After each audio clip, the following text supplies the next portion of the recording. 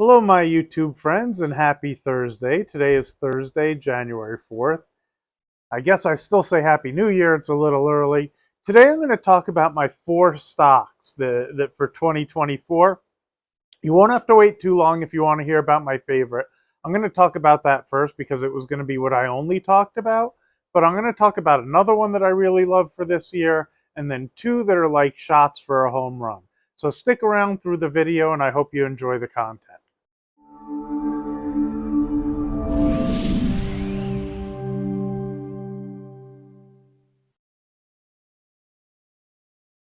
So welcome back to another video of The Rational Investor. For those of you who don't know me, my name is Adam Kahn.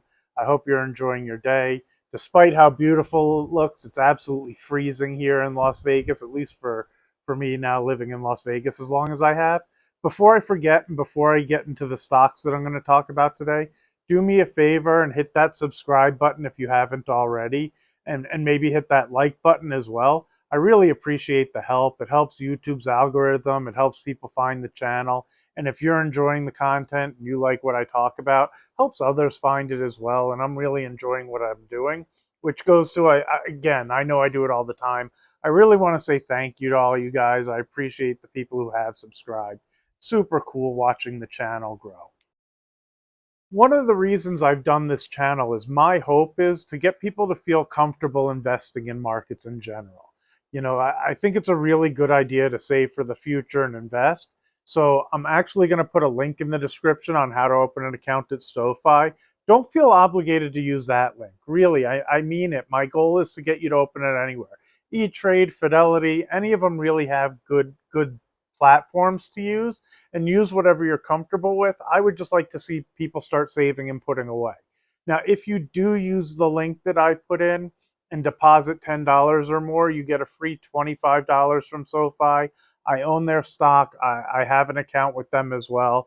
I also use others too, so I don't want, that's why I said use whatever you want to use, but I do think it's a good platform. I also, one of the accounts I have with them, I open with my 13-year-old son. I try to teach him about this stuff too.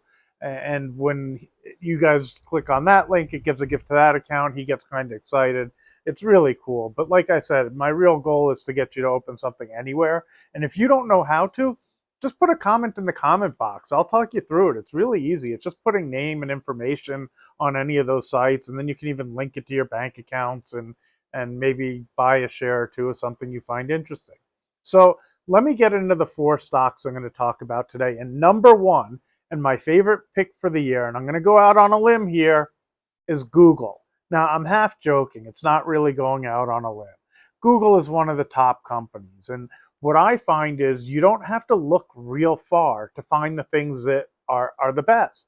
They're right in front of our face a lot of times. And instead of digging for what thing is going to be the next best thing, what I try to do is buy the ones that already are and just stick with them for a long time. My guess is over the next 5 or 10 years, Google's going to continue to grow. I think they're a great platform, and part of it is the YouTube channel that you guys are watching me on. When I watch my son, the one I talked about with the gift at SoFi, he uses YouTube the way that we used to use television. I'm not even sure he's aware of things like NBC, ABC, CBS, and Fox like I grew up with. I think to him, where he gets all of his content is just through YouTube, which is part of why I love Google. Then they also have their search engine, and they've actually changed it to call themselves Alphabet because they have so many things under their umbrella that we're not even 100% aware of all the companies.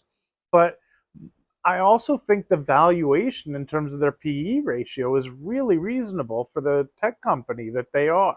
I think their ability to grow is still there. And if I remember correctly, because forgive me, I don't write this stuff down. I don't have it right in front of me, but I watch enough that I know about where I think their PE is around 26 PE or something. Now they have earnings coming up, so it might move dramatically one way or another, but I don't really get caught up in the short-term ups and downs. Also, keep in mind my last year's pick, one of them was Foot Locker that did terrible most of the year. So I really do stick with them a long time.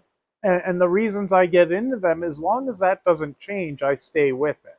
Like if Google drops, I think it was 137 earlier today when I was looking. if it dropped to $100 a share, but nothing in my mind has changed in the company, I try not to worry about it too much. I watch it because that's who I am, but I really don't worry about anything changing in the company unless there's some real fundamental thing that has changed to make me have a different opinion of what I think of Google. And at least from what I see, they've got a real long time ahead of them. I love Amazon too, but I only didn't pick them because of the valuation I see right now. It's one I would have. Anyway, number two that I picked for this year is Caterpillar. I've talked about it a few times. I just put it in my account yesterday. I bought some. I have a tiny bit in the one that I do for the $10,000 portfolio that I did for YouTube. But Caterpillar is in an industry that I think it's going to be really hard for anybody else to compete against them in. They might have a slowdown if the economy slows down because of the industry that they're in. As the country is continuing to grow, they're going to continue to grow, being busy with their bulldozers and all the other equipment that they use for building buildings and digging dirt and everything else. But what I love is, who's going to have the money to start competing with them?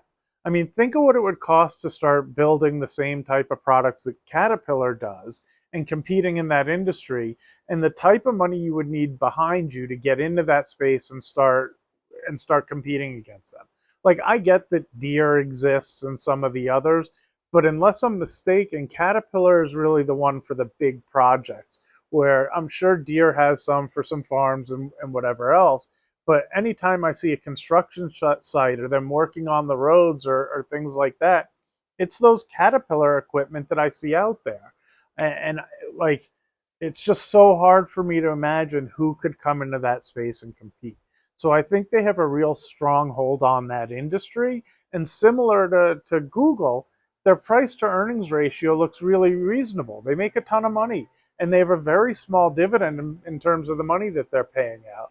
So even with the slowdown, maybe that's priced in already, and I see real potential for Caterpillar to grow.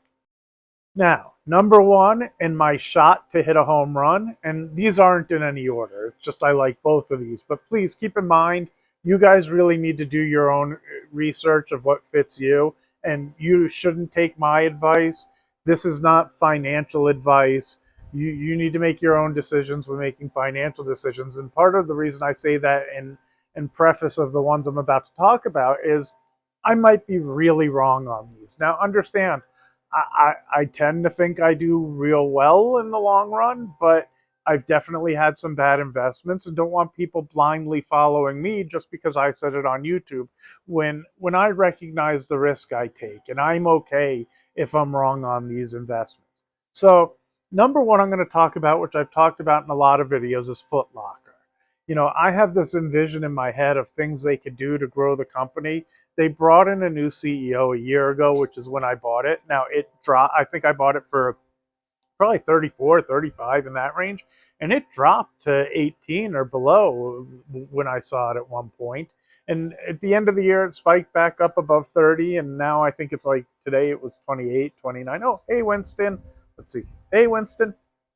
But I really like Foot Locker because of Mary Dillon. She went to there from Ulta Beauty, is where she was before, and she grew Ulta Beauty immensely. I think she has some vision for Foot Locker, that she has the same ideas. And I'm not sure what she has in mind, but I'll tell you in my head what I could picture for Foot Locker. I think they're in a great space with sneakers. I love the concept, and I don't know that this is what she has in mind. This is what I have in mind, of putting in some of those really high-end, expensive, collectible sneakers. One pair in each store that's going to draw in the people that are really attracted to that. Now, I don't know, I don't collect sneakers, so I don't know which ones, but maybe the original Jordans in one store, and a different one in another store, and a different in another. And then in a showcase, in my mind, the same way I picture like old baseball card stores, they should have some less expensive ones that maybe people really would want and maybe they'd buy, on top of the regular sneakers that they can put on the shelf that we're used to, that we can touch and look at and try on and everything else. I think by adding the collectible piece to it, it really adds a new part that might draw people in the store. And what I even think is they should make it kind of what Louis Vuitton and Chanel and all those others, Max Mara, is that one? I don't even know. My wife knows all these stores. I just go with her. But what they've done, where they have the guard out front regulating traffic, to make sure there aren't too many people in the store and make sure that it's understood how desirable it is to go in. I think that really adds an element to these companies that people like, that there's demand and you have to wait in line to actually go in. I think it would be such a cool concept for some of the stores to be set up that way, and then it would just change their strategy a bit. Now maybe you do a mix to see if it works and set it up with, like, one in New York or a couple in New York and LA, and I don't know about San Francisco with all the theft, but here in Vegas you could probably do it, to just create that new image and see how it takes. At least in my head, what a cool way for Foot Locker to do the stores. Now Foot Locker makes money, and they pay a 40-cent dividend, which I want to say is like a 6% dividend where it is now, somewhere around there. So in terms of an investment for me, even if it floundered around and she isn't able to do what I think she might be able to do, I'm okay getting a 6% return on an investment, as long as it doesn't have problems and fail. So I'm super excited for Foot Locker. I do think it's one of those that could really shock people if you woke up in 5 years and it'd be like, wow, Foot Locker, where did that come from? Number two, in no particular order, but the last stock I'll talk about today is Coinbase. That's my other shot for a home run. I don't know enough about them, but I do think crypto is legit. I know you can buy it on SoFi and some of the other platforms. I think Robinhood does as well. But I don't know. I have a feeling that Coinbase may end up being the exchange for blockchain. Maybe it's not. I know there are other avenues to get around and go to it. But it's why I say it's just a shot for a home run. Because the company might not be worth a ton, but as I've watched it evolve with what's going on with the government, and then well, SBF kind of did it on his own. They crushed their own company. But then they've gone in and they're going after Binance a little bit. And I think what that's showing, and I don't know if they'll go after Kraken as well. I think they're on that list as well. I think it's showing that the government is going to end up supporting Coinbase and just trying to regulate it. And if they do, and if that becomes the space where all transactions start going to, it's hard for me to even envision how big they could end up becoming. Uh, Unfortunately, the stock has already shot up from like 80 or 90 to 180 the other day. It fell back down to 150. I bought a really small amount just because it's so volatile, but I did buy some in the thought of, maybe it's that next Tesla, that it's just way overpriced for the next 5 or 10 years and doesn't make any sense. And hopefully my tiny investment turns into a real amount of money. Who knows? Maybe it's worthless, but that's my other shot in the dark. But number one pick for 2024 is probably Google, but not because I think that's going to outperform everything else. I just like it as a safe, secure company that I think is going to continue to grow. So I really like it. Anyway, again, don't forget to subscribe, hit that like button, make your comments. Tell me what stocks you guys pick. There's a ton out there that are great companies. So I'm sure you have ones that I'd like too. And a lot of times it gives me an opportunity to research something I may not have looked at before. Again, have a great day. Happy New Year. And I'll talk to you in the next day or two.